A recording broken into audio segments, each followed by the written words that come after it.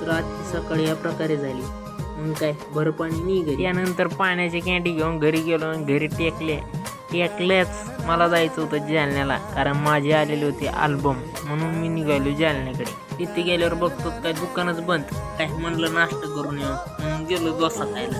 डोसा गिसा खाल्लं झाल्यावर मग बस स्टँड पाशी येणार होती म्हणून गेलो बस स्टँडवरती. तिथं गेल्यानंतर मग त्यांनी दुकान खोललं. आम्ही अल्बम वगैरे घेतले आणि निघालो घराकडे. निघायच्या वेळेसच आबाळ वगैरे दिसलेलं होतं. मग काय तरी बी निघालो घराकडे, जाणं होतं ना घरी. मग त्याच्यानंतर पुढे गेलो, आबाळ आलेलं होतं. आबाळ आलं, रस्त्याचं काम चालू होतं म्हणून गाडी काय दमानच घेतली, कारण की दगडन ते खूपच होते ना. मग आमच्या गावाकडला रस्ता एक नंबर होता. मग सन गाडीराम गावाच्या जवळ आलेलो होतो.